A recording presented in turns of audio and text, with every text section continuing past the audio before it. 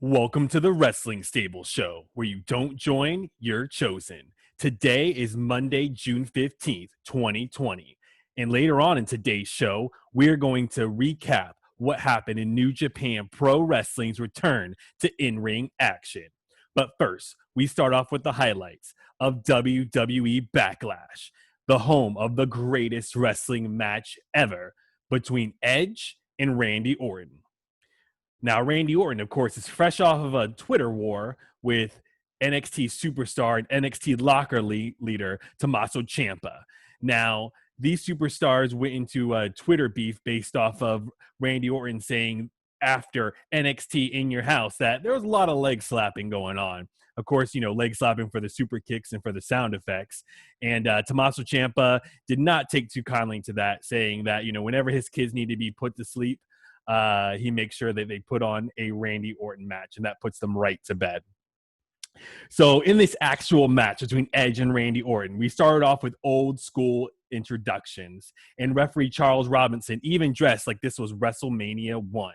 Now, throughout the match, they even had the NXT superstars in the audience, which is what we've come to be familiar with over the last 2 weeks. But in addition to that, they also pumped in crowd noise. So you could see everyone in the audience, they were clapping and they were having a good time, but certainly there were not enough people to make that kind of noise, with "This is awesome" chants and some other kind of chants that they had, and noise pumped in through the speakers. Now, this is really a good reminder from tape SmackDowns in the past. Now, the earlier part of this match felt a lot like the Last Man Standing match, typical Randy Orton kind of match where it's slow and methodical. Now, they did a very good job of looking evenly matched, blow for blow, strike for strike, and they are both inflicting a lot of damage onto each other. Now, as things really started to pick up in the second half of this match, there were some really cool spots. So Edge and Orton exchanged three amigos. Orton hit an Olympic slam in defiance of Kurt Angle, who earlier on picked Edge to win the match. Orton had an RKO reverse into an Edge-O-Matic. Edge goes for a power slam, but stops short and then hits an unprettier on Orton as a tribute to his former tag team partner and another man who faced Randy Orton in a rivalry over a world championship, Christian. Now, Orton actually did break out a pedigree onto Edge, shades of his mentor, Triple H. And Edge hit a rock bottom on Orton. Orton hit a perfectly delivered RKO from out of nowhere in the middle of the ring, and Edge still kicked out. Edge returned the favor and hits back-to-back spears, but Orton still kicked out. Now, Edge leaps onto Orton from the corner, and Orton reverses it into an RKO, and Edge kicks out again. Edge goes for the standing chokehold. Orton goes low to bring Edge to the mat. Randy stumbles back into the corner. Then he charges towards Edge and punts Edge in the head. Shades of old, a move that I thought was banned, but he hits the punt for the 1, 2, 3. So Randy Orton wins the greatest wrestling match ever. And as his music plays, you can see Randy get down to the mat and whisper into Edge's ear, but still loud enough for the camera to pick up. I believe saying, "Go home, be with Beth, be with your daughters, and tell all three of them that Uncle Randy said hi." Now, this was obviously not the greatest wrestling match ever, but I have to give them credit.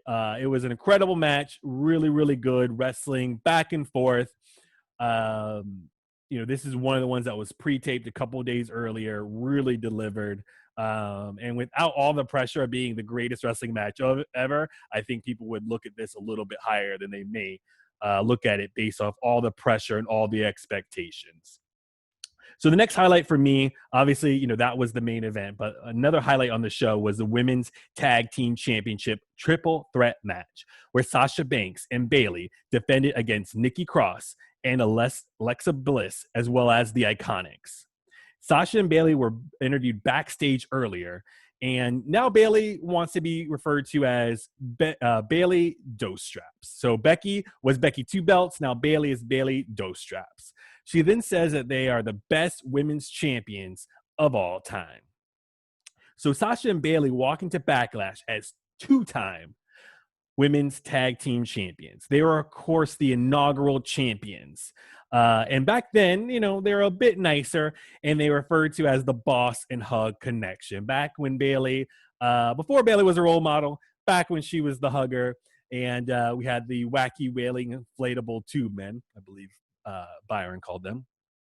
Now, they won the titles in an Elimination Chamber match in February of last year to become the inaugural WWE Women's Tag Team Champions.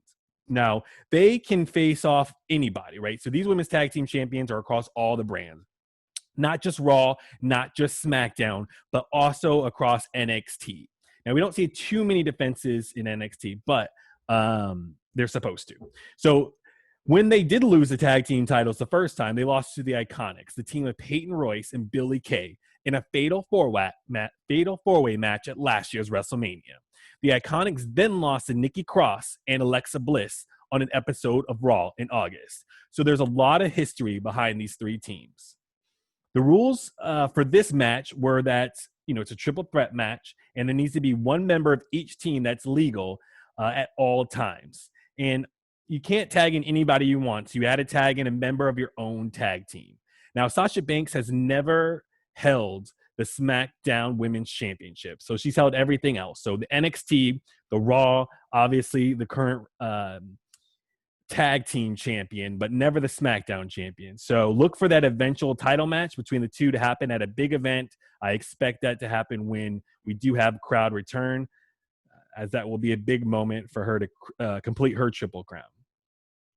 Now, Edge and Orton were not just competing with Savage versus Steamboat or HBK versus Taker, but also with this opening match. Now, it was a really, really good match on the card, especially of the card, the greatest wrestling match ever. So all superstars worked really hard to put on an excellent match, but it came down to Alexa hitting a twisted bliss on Peyton and Sasha coming up, picking up the scraps and rolling up Bliss for the 1, 2, 3 to retain for the Golden Role Models. We also see on this card that July 19th is Extreme Rules. So this will be the next WWE pay-per-view. And if there's no audience, I wonder if they're going to do another cinematic type match, make it super hardcore.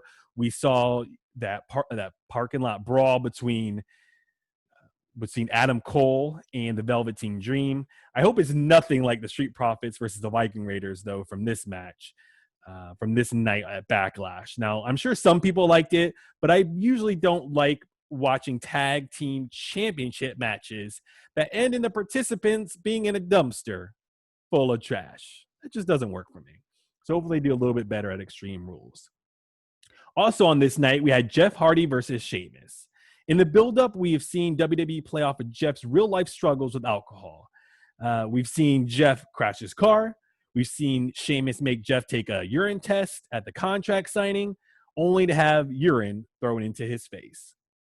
Now, in the match, we saw Sheamus stop Hardy mid-air with a brogue kick as Hardy, who was running along the barricade and alongside the plexiglass, jumped towards him. Sheamus then hit another brogue kick in the middle of the ring for the 1, 2, 3. The WWE Championship was also defended at Backlash, and we saw a really good wrestling match here as well, as WWE Champion Drew McIntyre defended against the almighty Bobby Lashley. Now, Bobby's new manager, MVP, accompanied him to the ring.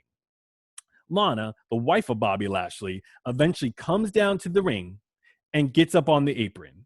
Drew pushes Lashley, and he almost knocks into Lana, but somehow Lana still falls off the apron onto MVP. Total distraction to Bobby Lashley. And Drew uses this distraction to his advantage and hits a Claymore kick. After the bell, Drew gets close to the camera and delivers a message saying, "I told him to bring the real Bobby Lashley, and he brought all his baggage." So that were the highlights of me to the Backlash. A really good show. A lot of pressure around having the greatest wrestling match ever, but still an enjoyable show with a lot of really good wrestling matches. Now let's switch gears to New Japan. New Japan has been on hiatus for this whole time, not doing empty arenas, not doing anything. They've had this thing called a Together project where they've had a lot of interviews and specials. with people from like Okada and the rest of Chaos and LIJ.